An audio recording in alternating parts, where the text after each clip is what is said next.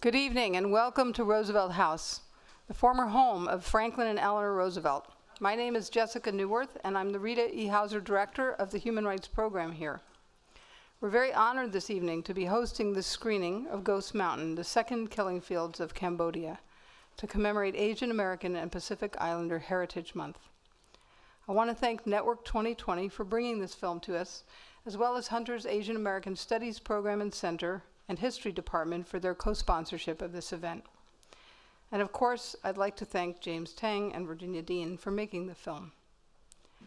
We're grateful to have Bunseng Taing with us here tonight, whose story is one of courage and resilience as he escaped the killing fields at the hands of the Khmer Rouge, and as you will see, the second killing fields in which tens of thousands of Cambodian refugees were forced to return to Cambodia.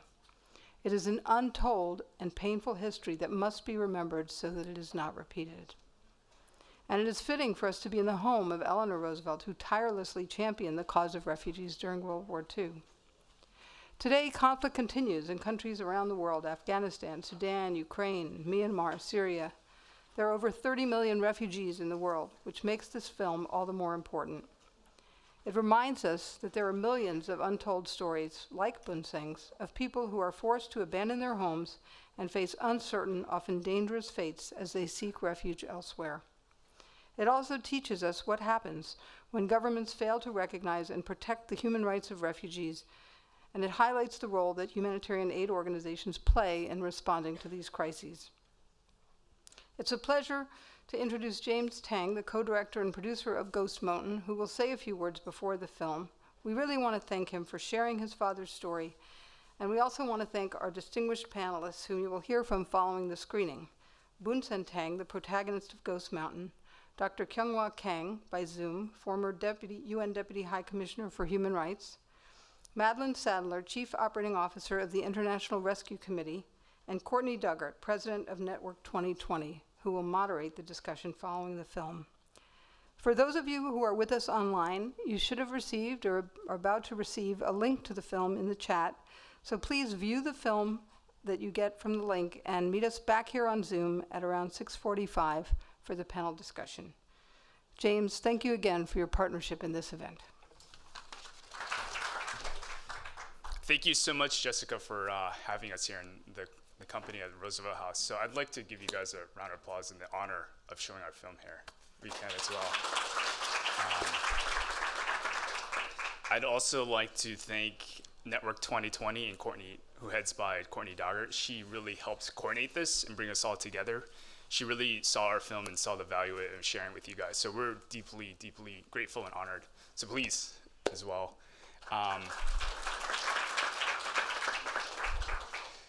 Ghost Mountain was done 9 years ago with my co-producer and co-director, Virginia Lynch Dean. And it took over 5 years to complete. And in its premiere at the Sonoma Film Festival, it got third best rating in audience votes. So we were thrilled about that. And over the course of several years, we were invited to 10 different film festivals. So, and we even won the best doc film feature in the Houston Happy Film Festival, and which is really fitting for this month as well. Since then, it's been distributed in Europe, and it's been segmented on C-SPAN and PBS there. The film here is called The Second Killing Fields, and if you're young, you might not even know the first killing fields, which was a really horrifying and unspeakable genocide that took place in this country called Cambodia. And back then, Cambodia, kind of like today, was known as a tourist hotspot, very modern, the most brightest and kindest of people. And a genocide would really ensue there out of nowhere. And when the war finally ended, people were just really shocked at what had taken place. So the closest thing that people had to describe this was the second Holocaust. This film here is called The Second Killing Fields, though, so we're taking it a little further and actually telling a story unlike the killing fields, which is well documented for its time. This is a story that's really been buried in history, and it's a refugee human crisis that takes place in the vacuum of the genocide. People like survivors like my father would say, 3.5 years under the killing fields, the loss, the suffering, the toil, the starvation, the breakups, the separation of family, that was incredibly and excruciatingly hard.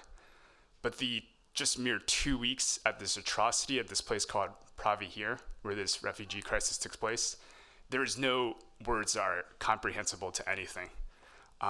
Worse than even the 3.5 years under Pol Pot there. When I heard that many years back, that really shook me to the bones, and I really knew like this story had to be told. And since then, I consider this sort of my first child. It took many years later to complete. And I think today it has so many implications to the world we have, or we're heading into. There's more polarization. The war and conflict is increasing. The East and West is starting to happen again. And inevitably, our refugee issues are going to become more in the forefront again.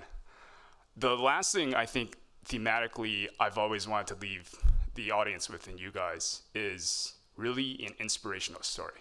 My father and those who survived are those who went through something that was just incomprehensible.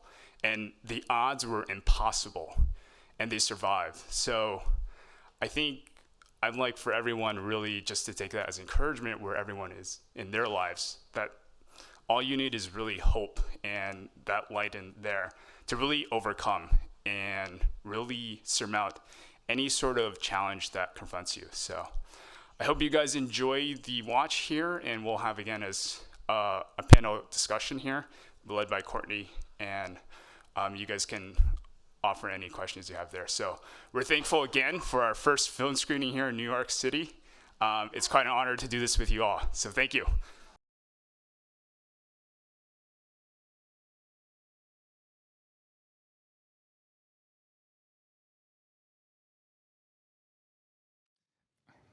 Well, thank you so much, everyone, for that warm reception. I just wanted to, before we began the panel, Courtney does, just thank April Gao, who helped introduce us to Courtney and Network 221 and the Roosevelt House here.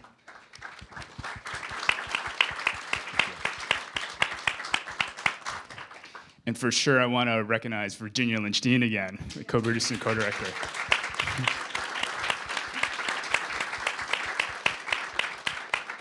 It's because of her we weren't on those remote mountains and we never starved. And she's the best co-producer could have. Thank you, everyone. Thank you. Excuse me. Bunseng especially, thank you so much for sharing your story. I think as David Miliband pointed out at the end, with so many numbers, it can be so easy to forget that these are actually stories, and I really thank you for sharing yours. It's incredibly powerful. I'd like to start with you. When you're looking back at your story all these years later, what is it that stands out to you? Especially your story in this bigger system of geopolitics and governments and NGOs and media. What is it that really stands out? Well, first of all, I'd like to thank you. First of all, I'd like to thank you, the audience, for the support. And I'm very grateful that I got rescued by American and got accepted to come to the United States with a warm welcome. And the first day that I stepped into this country, I always want to tell the very important story of the refugee that lost their life. So those people that escaped from a war, persecution, and searching for freedom and end up lost their lives on the mountain. So I always want to tell the story, and I have a group of people like Virginia and many other people that hope to make it happen today and let the world know about it. Yeah. Thank you, thank you. James, I'd like to just turn to you because I think many of us do know the story of the first killing fields, but in your research, I'm curious to hear, what did you learn about why this episode is so little known? Yeah, it's a very good question.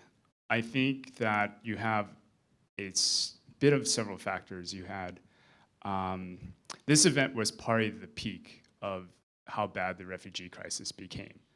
And the Thai government made it very clear, or the Thai military, very, very clear, this is how we're going to deal with refugees going forward. And their act was done, and it actually embarrassed the Thai monarchy. And so many of those who were going to go back to the press, there are stories of even trying to reach out to the Pope himself, some of these relief workers, to try to really raise awareness about it. And the most that really came out was Henry Kam, who was a very prolific writer for the killing fields. He wrote something in the New York Times, which you can find if you look in the archives. But many of them, these refugees relief workers, went back and tried to really tell the Thais, like, who they were working with, like, what are you guys doing? Why did you guys do this? And their immediate reaction was like, please do not talk about this anymore. It has embarrassed the king and kingship then. And so it was completely buried because the relief workers saw it as a concession because their biggest framework was, we need to help as many people as possible, and we need to do it in whatever negotiating fashion it takes with the Thai government, because they are really guests of Thailand there. And so what you have afterwards is Thailand did warm up to the situation with refugees, and then the international community brought more and more aid. You had several months later,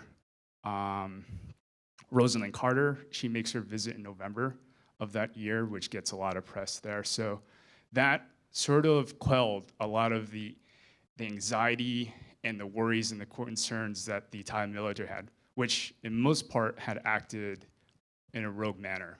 And I think you can understand that if you look at the lens of like today. It's not the monarchy or kingship or even the parliament that makes decisions sometimes in Thailand. It's the military, right? It's a dictatorship. And so that's the political reason of why it was buried and was forgotten. The other part was a lot of people like my father came to this country and they just moved on. They had suffered so much trauma, I think twice, and the scars were just deep wounds. And so their therapy was just raising kids and sending them to school, having a meaningful work life, and really just contributing as being, and welcomed into this new country. So this story really hasn't come out because of that there. Thank you. Dr. Kang, it's lovely to see you, and thank you for joining us. Good morning. I'd like to turn to you with can you hear us? Yes, I can. Okay, Thank you. wonderful. Can you hear me? Yes, absolutely. Yeah. Okay, great. Loud and clear. With your history working on these issues, I'm curious to get your sense of why it is so difficult to protect the human rights of refugees, and in particular, I think in this very moment, when we're hearing, even stories about buses of refugees coming to New York, how can governments really effectively balance between the political repercussions of, I think, a lot of anti-migrant sentiment and the real legal and moral obligation to protect the human rights of refugees? Well, thank you very much for having me. I was going to be there in person. I'm so much sad that I can't, but my visit to the Roosevelt House had to be canceled due to a medical emergency in my family. So I expected all of my engagement there would also be canceled and me removed for all the events, but you still kept me for this panel, and I'm very grateful for that. It's a haunting story that I am certainly learning for the first time, as I think most of us are. And so for me, this is a bit of a surprise because it's such an egregious violation of human rights. Never mind the non-refoulement principle. It's the soldiers gunning down people, helpless people, and driving them to minefield. It's just a horrific atrocity, and that there seems to be no effort at accountability for this, even though it's a long past event. These atrocities don't have time limits in the search for truth and justice. So I wonder if there has been an engagement of the human rights community at large and the UN human rights machinery to bring some sense of justice and accountability to this horrific incident that happened to one of the most vulnerable people in history at that particular time. So that would be a question from me to James and Virginia, who have documented this story. And thank you, Mr. Bunseng Taing, for telling it, despite the anguish of reliving such an unbearably painful episode in your past. I think the current global climate, as you point out, is a huge anti-migrant, anti-foreign sentiment in all countries, even the countries that had traditionally been most receptive to refugees and aliens. The United States, the European countries still seems unable to overcome the shock of the wave of the Syrians coming into the continent. And that certainly has fed into the anti-alien, anti-foreign sentiment that has seeped into the public mindset, thanks in large part to some populist politicians that are, just fanning these divisive sentiments in all of my democracy. I think it's happening in Korea. It's happening in some of the most advanced democracies around the world. How can government? You hit the nail on the head. It's the governments having to balance, but the governments first have to have the political will. Countries have to have the institutional and legal framework to protect refugees, protect other vulnerable populations under their jurisdiction. The fundamental problem here these days is that governments are losing that political will. That political will of governments elected democratic leaders. I see very little of that and very little of the courage to stick with that political will on the part of many who wish had that. So it's increasingly more difficult to bring accountability, to bring justice to the victims and the survivors. It's becoming more so in the midst of this, ongoing atrocities in Ukraine, Syria, and now in Sudan. I think the world has its hands full, to put it mildly, with these ongoing atrocities. So maybe to seek accountability for these long past atrocities may even sound like a luxury.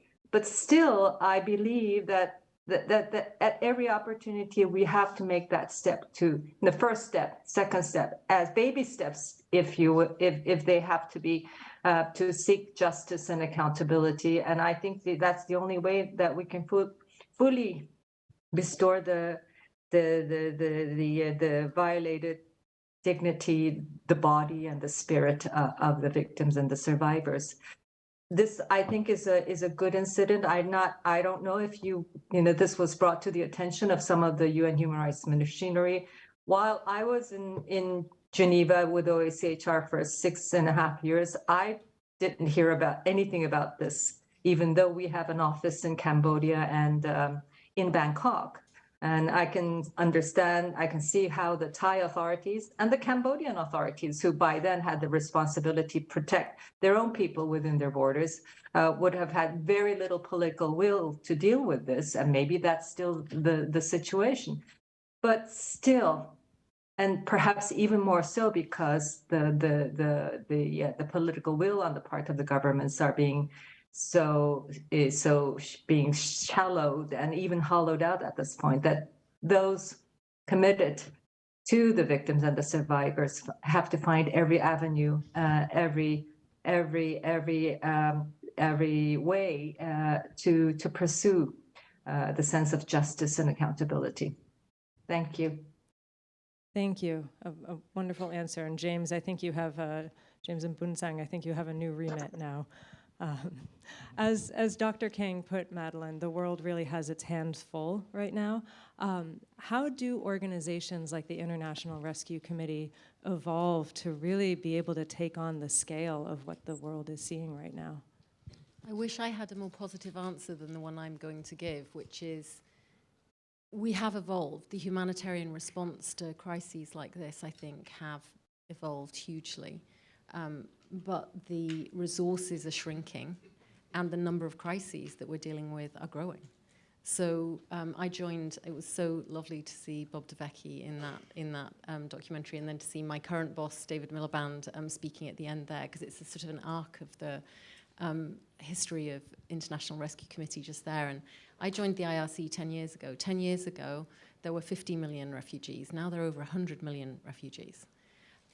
We are dealing with so many civil conflicts that are driving people across borders, and the world is really struggling to cope. The Ukraine situation has caused a huge amount of resources being put into supporting the people who are crossing the border from the Ukraine, which means that we're really very concerned about many, many people who are heading out of Sudan, and also people who are moving across borders in the Horn of Africa where famine is a real threat. So I want to say that things have changed massively, but I would say that they have got worse.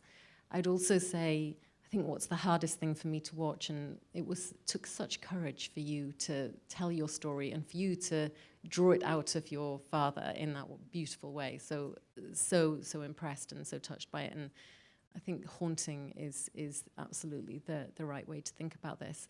But we believe as an organization, and David Miliband coined the phrase, that this is the age of impunity. So something so horrific that happened those many decades ago, could it happen again today? I really hope not, but I worry that it could. And so it's about now making sure that political failure doesn't continue to happen in those proportions. And the US and governments that are leaders of the free world really have to be role models in thinking about how they embrace refugees and bring them into safety. Everybody, to go back to your previous question, everybody in the world has a legal, international human right to seek safety across a border. Everyone. I think we have time for a couple of questions from the audience. So if anyone would like to ask, I see a hand way in the back over there. Oh.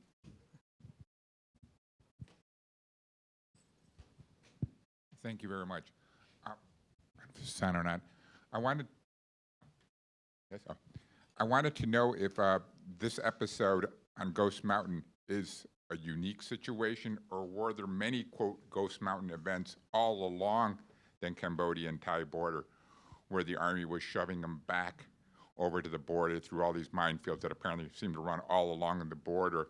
And I guess the following the question that was posed by the one on Zoom, I'd like to know if there's been any current attempts to have somebody look at the situation and whether or not, somebody's questioning the Cambodian and Thai response at this point in time. I think this was probably the worst of it. The events took place, you have to understand, it's all precipitated by the Vietnamese taking over Thailand or Cambodia and liberating the country, and then moving towards the border of Thailand. So they start making their march in the time frame of March in 1979. So by that time, the Thais are absolutely concerned and scared because the Vietnamese are their long ancient enemy and rival.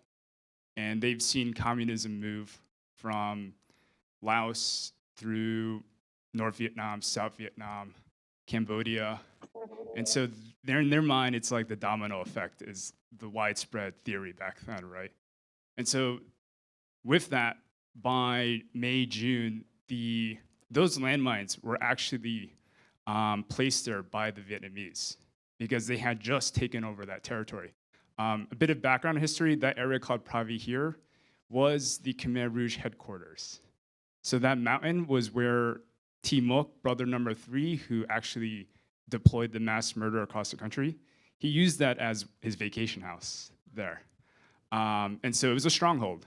And so the Vietnamese took it over and they said, the Thais are our enemy, and so they mined the whole border there. So there's a confluence of things that the Thais see. They're they have themselves stake on that mountain, that temple, because they believe it's theirs as well. They see their their longtime enemy on the border. And then there are refugees going into Thailand at the same time. And they're concerned because they think some of these refugees are surrogate communists there. And it's very similar to like our border situation. Sometimes it comes up, who are these, who are coming through our Mexican border and stuff. And so that fear is very true for the Thai. They think that the communists are going to come in as Cambodian refugees and destabilize the country. And so this was the event to show the whole world that this has been upsetting the balance around the whole this whole region, and it's coming to us, and this is how we're going to react to this. From my research, there's been nothing like this, and nothing worse took place from then on. I think there must have been a hard sort of stance that took place within the Thais to not allow anything more. Also, I think Lionel and company and all of them, within a few weeks, were able to get provisions through to the country, so that helped alleviate a little more within weeks. Unfortunately, the Thai military was just impatient at the time, and for their own reasons with that. Hi, I have a question.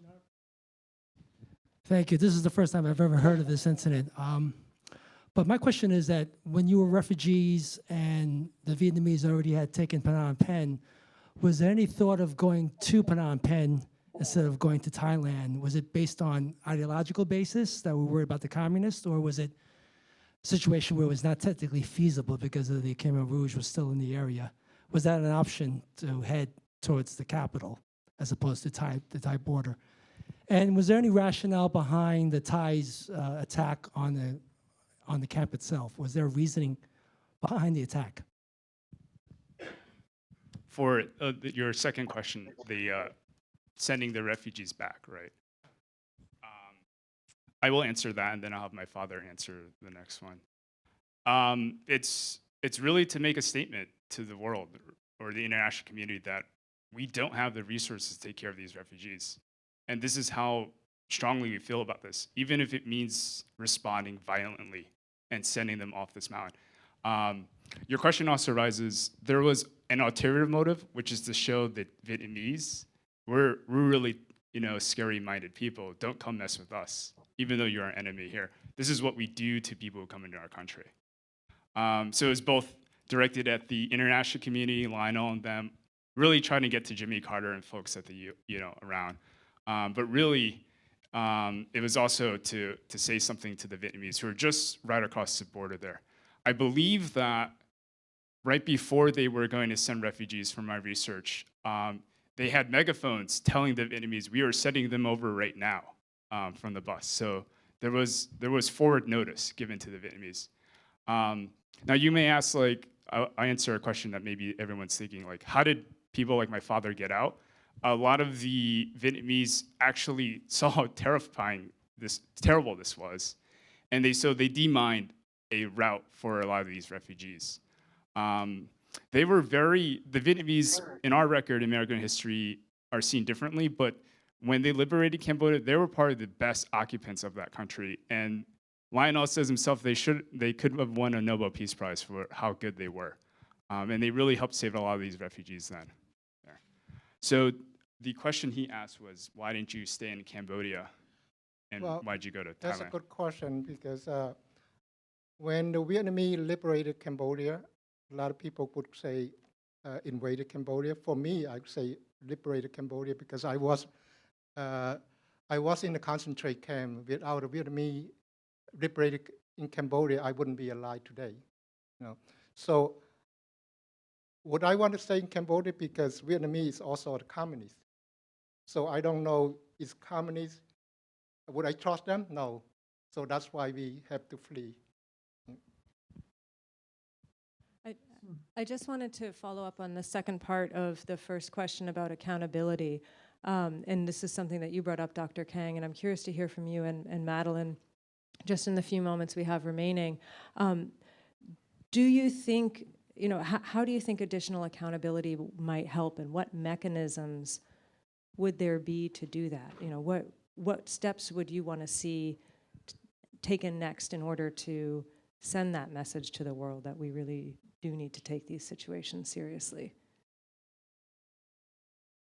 Well, you know, I think some would argue that there's a proliferation of mechanisms at the UN human rights work. And I have to agree that it's somehow gone out of hand with so many different types of machineries. But there is a core pillar which I think continues to be very relevant, especially for these past atrocities, and they are the treaty bodies and the petition. First of all, a petition can be sent into the UN, the OHCHR office, and the professionals there will help in deciding which mechanisms to channel this petition through. I have to say that somebody somewhere must have done that already. I can't believe that this, you know, first of all, it didn't remain silent. People tried to get the word out. So I'm sure somebody in the Cambodia office or the Thai regional office, the Bangkok regional office would have gotten wind of it and would have tried to find a way through the Geneva mechanisms to deal with this.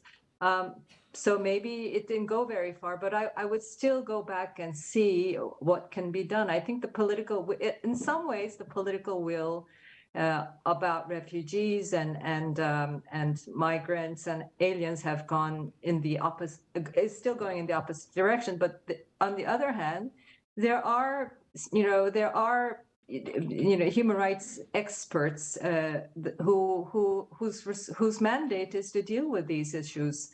So I would certainly knock on that door again if it had been and found unsuccessful at the last try, and if it wasn't tried before, it's certainly worth doing that. So I would go down that road first of all, and it's certainly the key responsible authority here is the Thai government, and then current governments are responsible for the actions of past governments. And I think, you know, as you know, how receptive they might be is a big question, but I think, you know, you continue to knock on the door. I 100% agree with all of that. I think that, look, role modeling is actually a big part of this. Showing that you have political will, showing that you would do things differently, is a really important part of how we think about refugees and people who are displaced in this world. And at the moment, the role models are not role modeling in the way that we need them to role model. If you start putting people on planes and sending them to Rwanda when they hit your country, and I'm talking about my own country, or if you are not able to receive people who are legally seeking asylum in this country, then you are not showing political will that you need to really show to the rest of the world. And we tread that tightrope as humanitarians always in the desire to stay in a country and serve.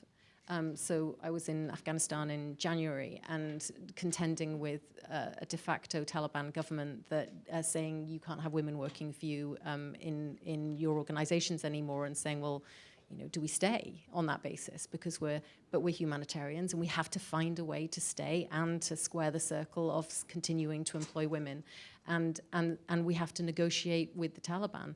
And so, you know, staying in country is very, very important. So we tread a different political line, and we really depend upon the UN and our donor governments to the UN to make those political pushes in the way that we need those political pushes. And I do want to say as well that, you know, there are 90,000 refugees on the borders of Thailand from Myanmar at the moment.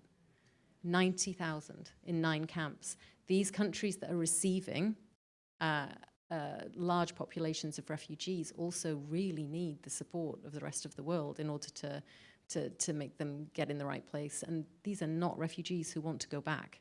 I think it's less than 2,000 since the Myanmar government said that they come back have actually crossed back across that border for obvious reasons. I'm so sorry to have to end there, but we could certainly keep going. Before we finish, I just want to say thank you again to Bunseng, especially, and to our panelists.